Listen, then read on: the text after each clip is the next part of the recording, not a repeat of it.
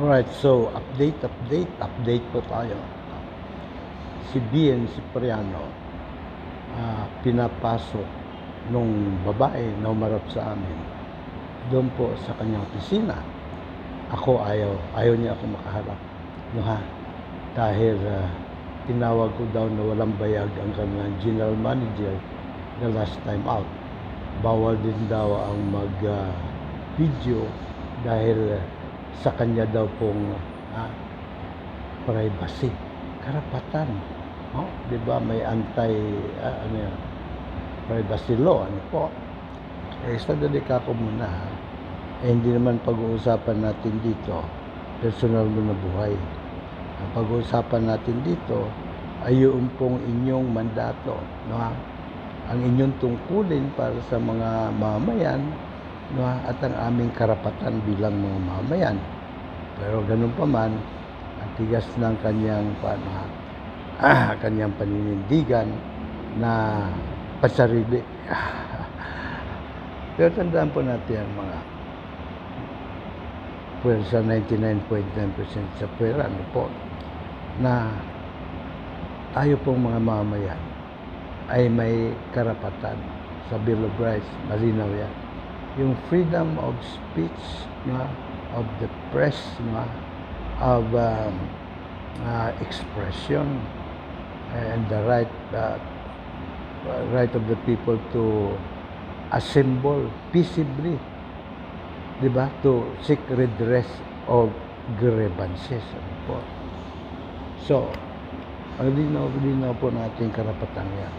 Pero kung inyo po napapansin, halos sa lahat na yata ng mga ahensya ng gobyerno, ipinagbabawal yung pagbibideo. Punta ka sa mga sityo, ipinagbabawal. At isa lang po ang nakikita kong dahilan dyan. Meron silang mga itinatago, kaya takot sila sa maliwanag. Takot sila na may ebidensya. At yun nga rin sinabi ko dito sa babaeng ito na ayaw pa mapakilala. Pambirang pati ayaw din kami ipaharap doon kay GM, General Manager Diego. Ano po? Pambirang pati So, kung wala po silang itinatago, hindi po dapat sila matatakot sa camera. Siyempre, simple lamang po yun. O kaya sila natatakot tumarap sa camera dahil may tinatago sila. At pinaliwanag ko naman sa kanya na kung walang resibo, hindi dokumentado, okay, pwede naming, sino sa amin, pwedeng tanggi yung mga sinabi. Hindi po ba? So, mahirap matuklasan ng katotohanan. Hindi po ba?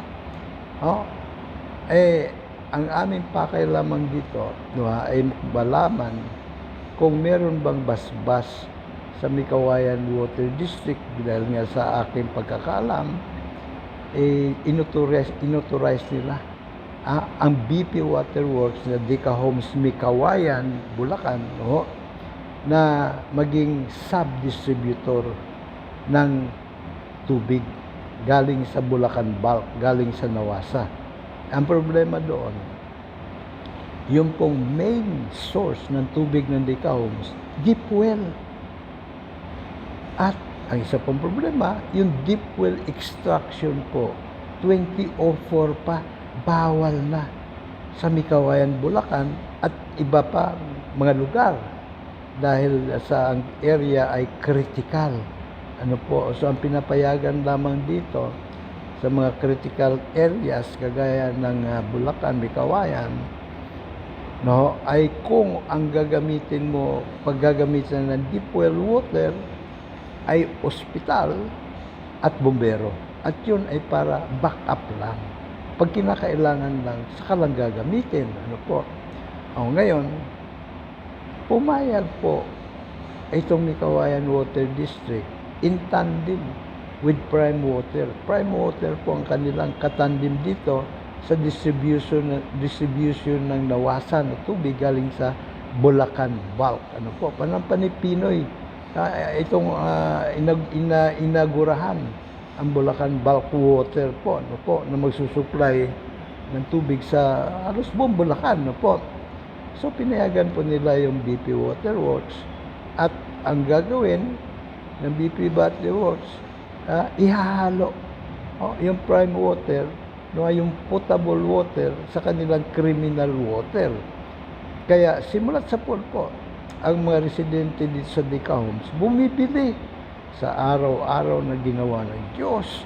Kailangan po namin bumili ng mineral water o yung na proseso na tubig, no, nalinis na tubig para po aming inumin at panghugas ng bigas at yung iba, yun na rin yung pinapaligo sapagkat makati po yung tubig may amoy, makati, madulas, ano po. Kaya marami dito nagkaroon na ng mga skin diseases, ano po. And so, balik tayo ulit doon sa aming pakay dito. Yun ang gusto lang namin malaman. At ang sabi ng babae, na panay pa ang kwan iniiwanan kami, dito lang kami sa lobby ng 13 ng primero, dito. Pagkatapos niiwan-iwanan pa kami. So sabi ko sa kanya, teka muna, makipag-usap ka muna ng matino. Huwag niyo kami, binabastos mo kami niyan Di ba? So yun, ang gusto lang namin malaman kung may approval ba sa kanila. Pero may isa akong medyo naulinigan na kasi sabi ng babae, mga medyo middle age sa itong babaeng ito So sabi niya, yun daw BP Water Works, bumibili lang ng tubig sa kanila. So, yun lang daw ang papel nila at wala na silang pakialam kung ano ang nangyayari sa loob ng Dica Homes, kung paano naniningil, paano kung dinidistribute o kung inihahalo sa sa kriminal. Wala na silang pakialam. Pwede ba yun? Samantalang sila po ang bossing pagdating po ng water distribution sa Mikawayan, Bulacan. Dahil sila nga po ay Mikawayan Water District. Ayan ayan, maliwanag ko yan. Mikawayan Water District. Ano po. So parang naghuhugas kamay sila Hindi naman pwede yan. Ano ba meron? Ayan ang magandang tanong dyan. Ano ba meron? Bakit nakatali yung kamay nila? Kaya galit na galit nga pala sa akin dahil tinawag ko daw nung nakaraang panayam ko sa kanila rito, naka-video, ang kanilang general manager na walang bayad.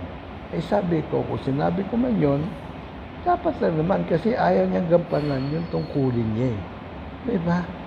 Siya ang bossing dito Kaya dapat, kung ano yung mandato niya, ipatupad niya. Diba? Dapat, alam niya na, naipaalam na namin sa kanya, na kahit na bawal ang deep well water ay ginagawa doon sa Dica Homes, dapat i-report niya sa kinaukulan kung hindi man siya mismo ang direktamente na gumawa ng kaukulang hakbang. Like, ipatigil. Diba? Kasi illegal nga, bawal Ipadampot sa pulis yung mga, diba? Yung mga ordinaryong o mga pangkaraniwang Pilipino nga pagka nag-shoplift lang ng isang dilata ay dinadampot na kaagad ng pulis ito pa, milyon-milyon ang kinukutong sa tubig sa mga Dicanians buwan-buwan dito sa Dica Homes, Mikawayan, Bulacan. Pati nila ipadampot, diba? So malamang meron pang nagdidikta sa kanila sa may dako pa ron, sa medyo mataas na pwesto. Yan ang hirap diba? Wala silang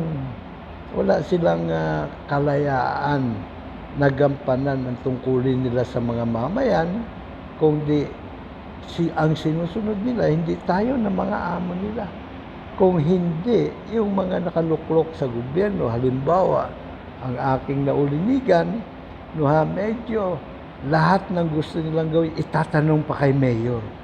Pambirang patis naman Wala ding iniwan ito dun sa PDEA kay Derek Carrion nung araw Sa Liga ng mga Broadcaster Forum, kanyang pinangalandakan, pinagmalaki pa. Sabi niya, alam niyo, nung araw, sa aming mga taga-media, nung araw kanya, wala masyadong magagawa sila laban sa kanilang kampanya kontra droga. Mabuti kanya na lang, naging presidente si Rodrigo Duterte. So, tanong ko sa kanya, teka muna, Direk. Hindi ba ang trabaho nyo, ang mandato nyo ay constant yun di ba? Kahit na sinong presidente, ang batas na nagtatag ng PIDEA, nandun yung inyong mga tungkulin, obligasyon, dapat kagampanan nyo yun regardless kung sinong presidente. Medyo bigla siyang natauhan. So, ito po yung kalakaran sa ating bayan sapagkat ang kung sino ang nanunungkulan pwede maghari-harian. Bakit naman sila nakapaghari-harian? Sapagkat kontrolado po nila ang hukumang trial by palakasan ng mga traidor at kawatan.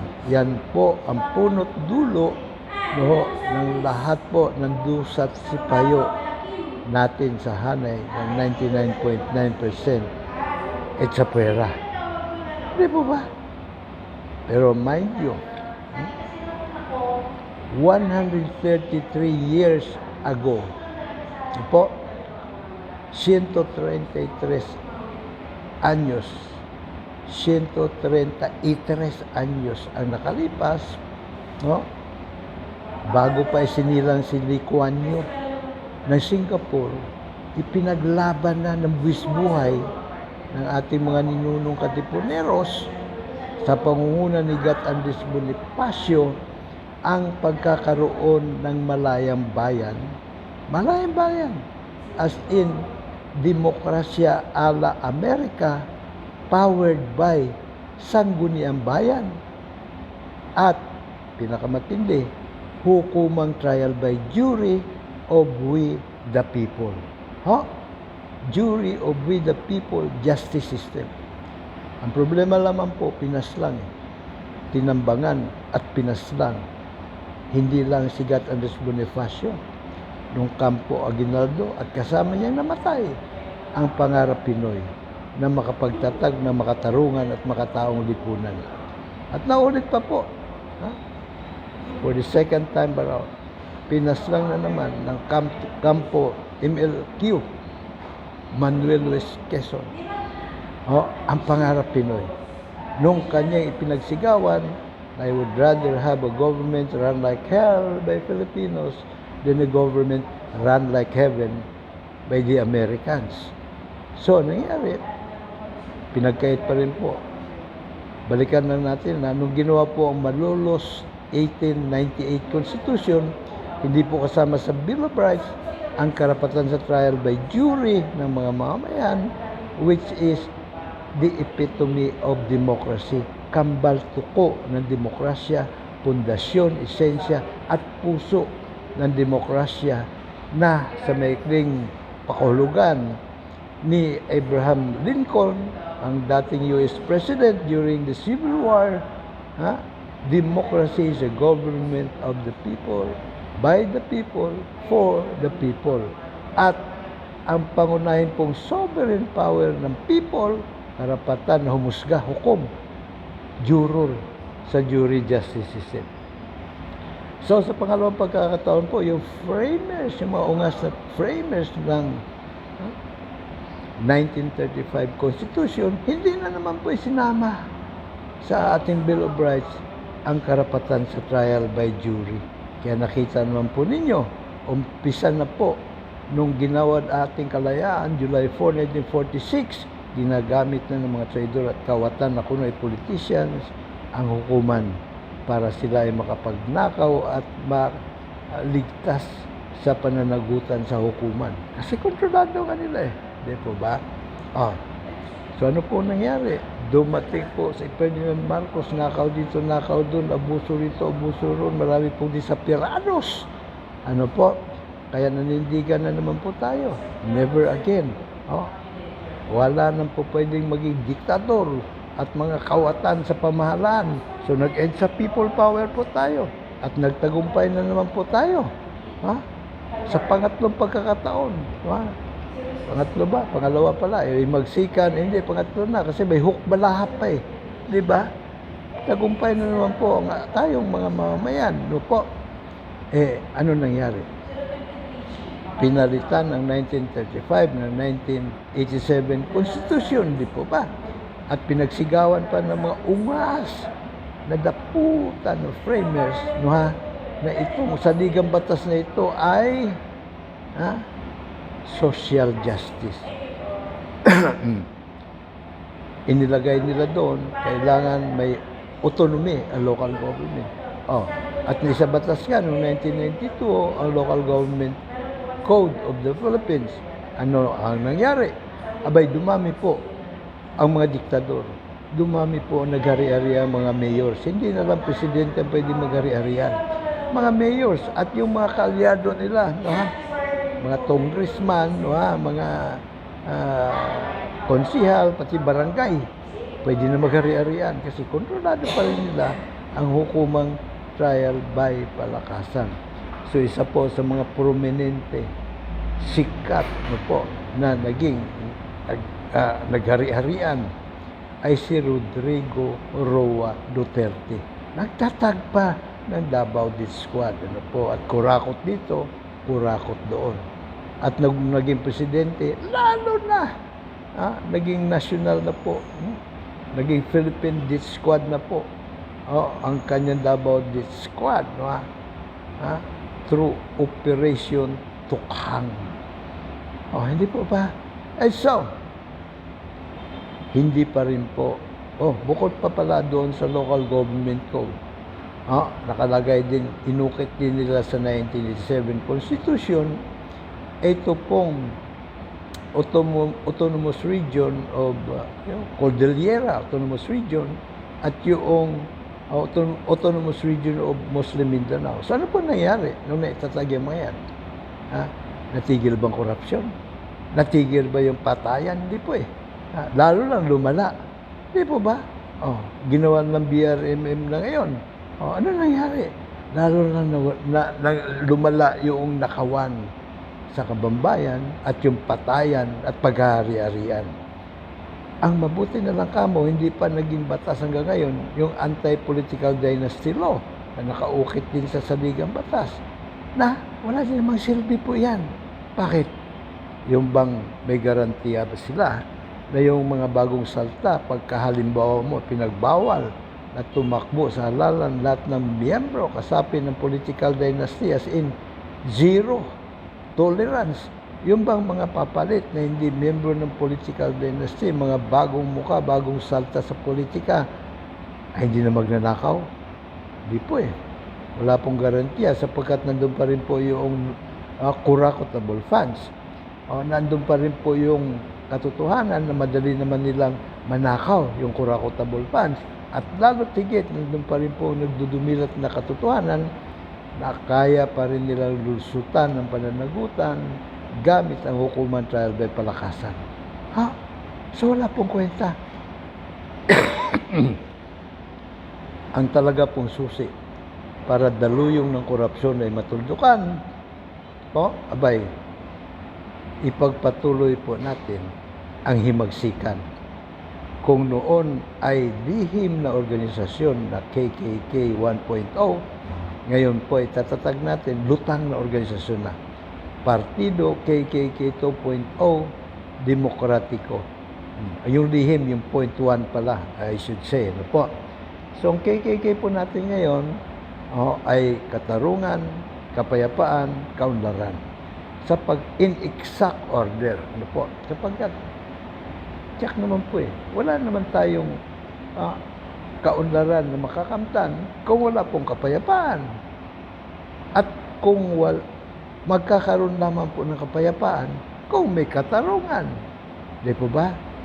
At para magkaroon po ng katarungan, maghari ang rule of law, dapat ipairal sa bansa ang hukumang balangay na buwis-buhay na pinaglaban na ating po mga ninunong katipuneros.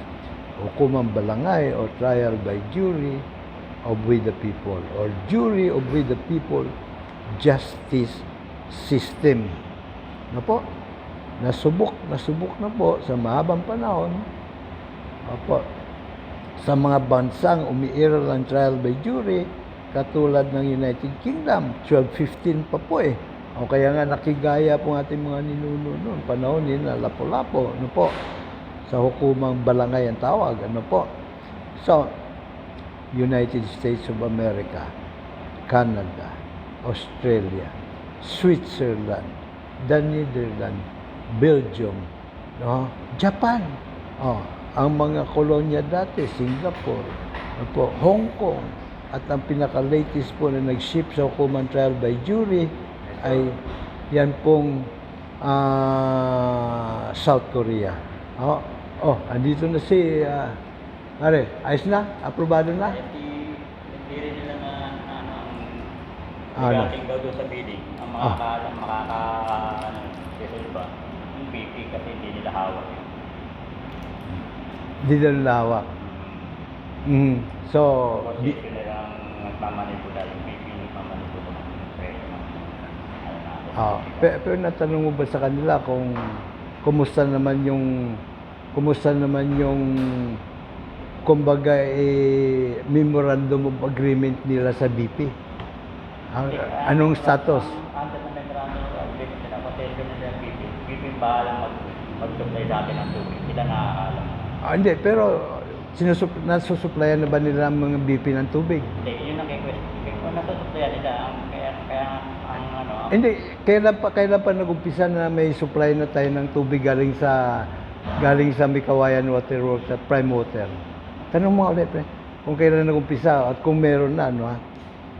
Mahalaga kasi punto yun eh. Dapat malaman natin, no ha? Dapat malaman natin